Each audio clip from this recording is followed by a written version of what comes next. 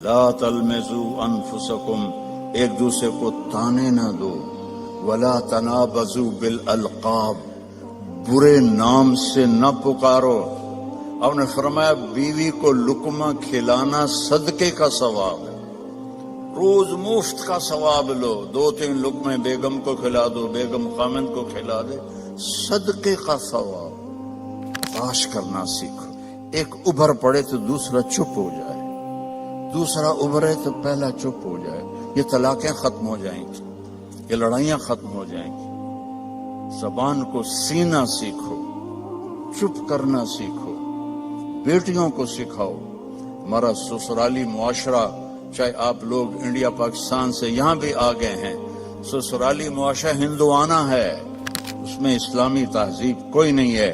میرے نبی کا فرمان ہے، یہ جو میرے صحابہ ہیں مدینے والے، یہ بہت عالی شان لوگ ہیں۔ کس بات پہ؟ جہاد، روزہ، حج، زکوٰۃ نہیں۔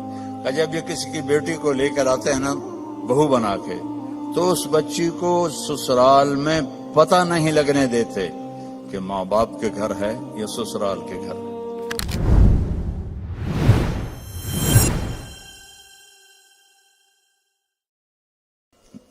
اگر آپ گھروں میں محبت کی زندگی گزارنا چاہتے ہیں، تانا دینا چھوڑ دیں۔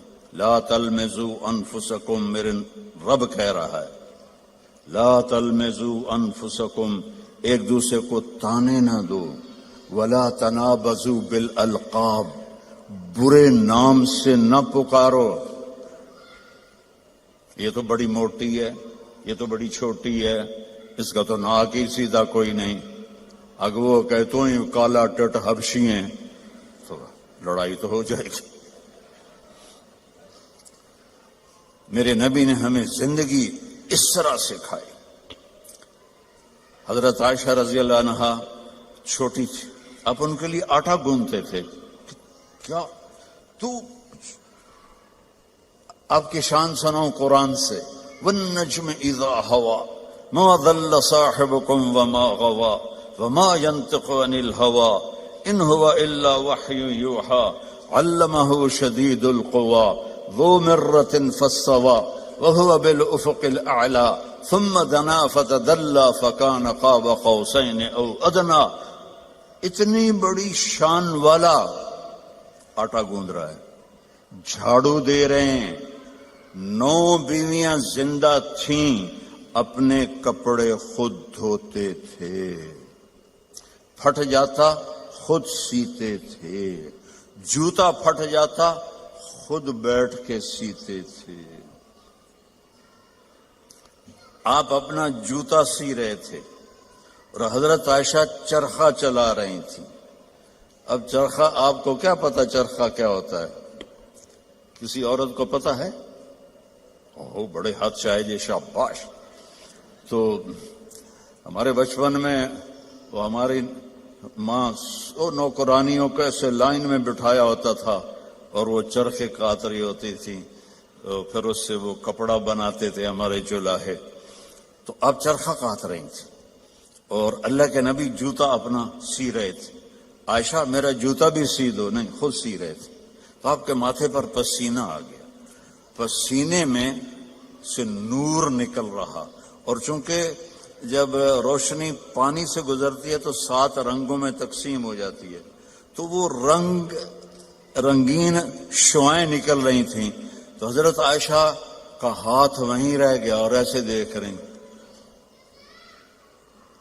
تو تھوڑی دیر بعد اللہ کے نبی نے محسوس کیا کہ عائشہ کا چرخہ نہیں چل رہا، تو آپ نے آنکھ اٹھا کے دیکھا، عائشہ خیریت؟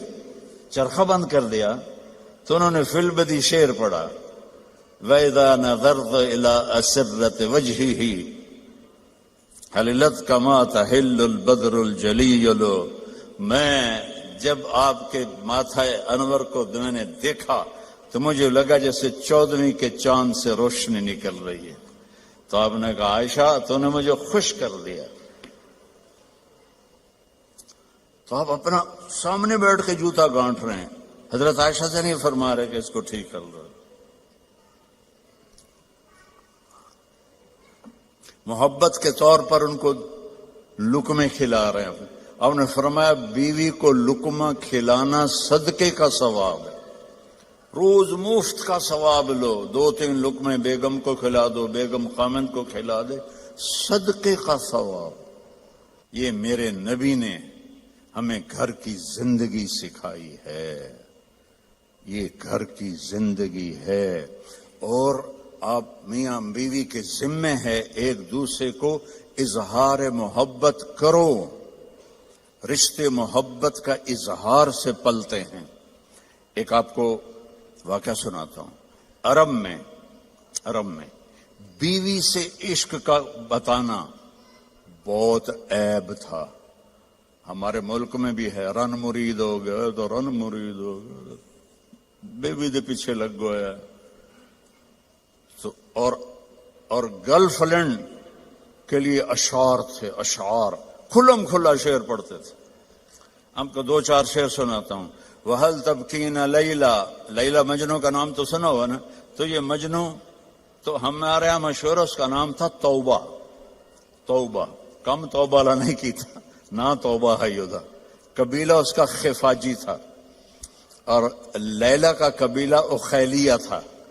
تو کھلم کھلا کہہ رہا ہے وَهَلْ تَبْكِينَ لَيْلَا إِذَا مِتُّ قَبْلَهَا وَقَامَ عَلَى قَبْرِ النِّسَاءُ النَّوَائِحُ. یہ ایک شعر ہو گیا، اس میں لیلا کا نام. كَمَا لَوْ أَصَابَ الْمَوْتُ لَيْلَا بَكَيْتُهَا وَجَادَ لَهَا دَمْعٌ مِّنَ الْعَيْنِ صَافِحُ. کوئی شرم نہیں آ رہی اسے کہ وہ ایک جس لڑکی سے وہ شادی بھی نہیں ہوئی اس کے لیے وہ شعر پڑھ رہا ہے. اور بیوی توبہ توبہ توبہ.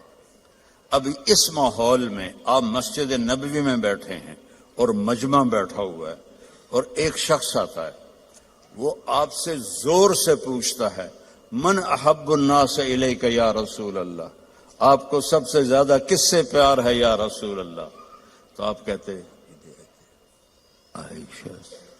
کان میں کہتے عائشہ. آپ نے زور سے کہا عائشہ سے مجھے سب سے زیادہ پیار ہے. وہ تو ہل گیا، سارے ہی ہل گئے. ایک ہی نبیوں کے بیوی نال ایڈا عشق. تو انہوں نے فوراً بات بدلی، نہیں نہیں نہیں یا رسول اللہ، میرا مطلب ہے مردوں میں سب سے زیادہ کس سے پیار ہے. تو آپ کو پتہ چل گیا نو گل ہضم نہیں ہوئی.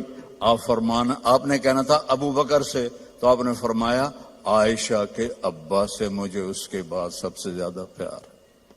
یہ زندگی ہے، اللہ کی قسم اس سے کوئی پیسہ نہیں لگتا اور آپ کی زندگی خوشحال ہو جائے. برداشت کرنا سیکھو. ایک ابھر پڑے تو دوسرا چپ ہو جائے، دوسرا ابھرے تو پہلا چپ ہو جائے. یہ طلاقیں ختم ہو جائیں گی، یہ لڑائیاں ختم ہو جائیں گی. زبان کو سینا سیکھو، چپ کرنا سیکھو. بیٹیوں کو سکھاؤ. ہمارا سسرالی معاشرہ، چاہے آپ لوگ انڈیا پاکستان سے یہاں بھی آ گئے ہیں، سسرالی معاشرہ ہندوانہ ہے، اس میں اسلامی تہذیب کوئی نہیں ہے. میرے نبی کا فرمان ہے، یہ جو میرے صحابہ ہیں مدینے والے، یہ بہت عالی شان لوگ ہیں. کس بات پہ؟ جہاد، روزہ، حج، زکوٰۃ نہیں. کہ جب یہ کسی کی بیٹی کو لے کر آتے ہیں نا بہو بنا کے، تو اس بچی کو سسرال میں پتہ نہیں لگنے دیتے کہ ماں باپ کے گھر ہے یا سسرال کے گھر ہے. اور ہمارے ماحول میں آتے ہی ٹیسٹ شروع ہو جاتا. میں آپ کو اپنے گھر کا لطیفہ سناتا ہوں. شروع سے نوکر چاکروں میں آنکھ کھلی، اللہ نے رزق دیا. ماں باپ کی تو فعل، اللہ نے ایک اچھے گھرانے میں پیدا کیا، بڑے خاندان میں، رزق کی فراوانی. اور ہمارے والد میری ماں کو چولہے پہ نہیں بیٹھنے دیتے تھے، نوکرانیاں کریں، نوکر کریں. ٹھیک ہے، میری شادی ہو گئی. میری بیوی تھی شہر سے، تو فیصل آباد، میں ملتان کے پاس میرا گاؤں. لینگویج بالکل مختلف، ہماری بڑی ٹھیٹ اور کڑکتی ہوئی لینگویج تھی. تو بیچاری ویسی گھبرائی رہتی تھی. اب ماسیاں چاچیاں کٹھی ہو گئی. ذرا سننا.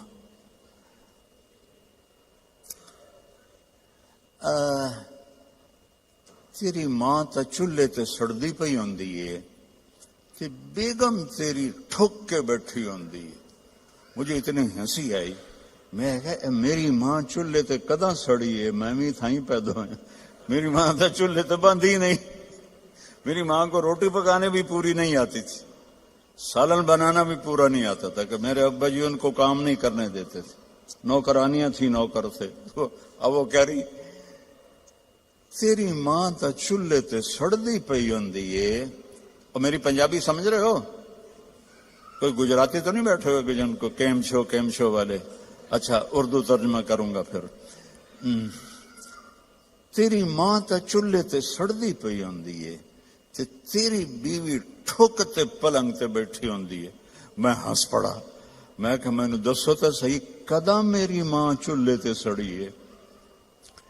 میری مستورات بزرگ کہہ رہی ہیں تمہاری ماں تو چولہے پہ جل رہی ہوتی ہے، سالن بنا رہی ہوتی ہے، اور تیری بیوی مزے سے بیڈ پر بیٹھی ہوتی ہے تو تجھے خیال ہی نہیں آتا. تو میں نے کہا کب میری ماں چولہے پہ جا کے سڑتی جلتی ہے؟ اسے تو آخری زندگی تک روٹی بنانی نہیں پکاتی تھی پٹھی سدھی، کیونکہ کبھی ابا جی نے ان کو بیٹھنے ہی نہیں دیا تھا. تو یہ ہمارا سسرالی معاشرہ ہے کہ آتے ہی دلہن کو سینگوں پہ اٹھا لیتے ہیں. وہ گھر چھوڑ کے آئی ہے، ماں باپ چھوڑ کے آئی ہے، بہن بھائی چھوڑ کے آئی ہے، سہیلیاں چھوڑ کے آئی ہے. اسے اپنی بیٹی بناؤ. میں نے اپنی بیٹیوں کو بیاہ دیا ہے تو میں دوسرے کی بیٹی لے کر آیا. میں نے اپنی بیگم سے کہا کہ بیگم تیرے اخلاق کا اب پتہ چلے گا کہ بیٹیوں پر تو مائیں نشاور ہوتی ہیں، بہو پہ جب تو وہ سلوک کرے گی جو بیٹیوں سے کرتی تھی پھر تیرے اخلاق کا سکہ پکا ہے. تو اللہ کے فضل سے میری بیوی نے اس کو کر کے دکھایا، نبھا کے دکھایا.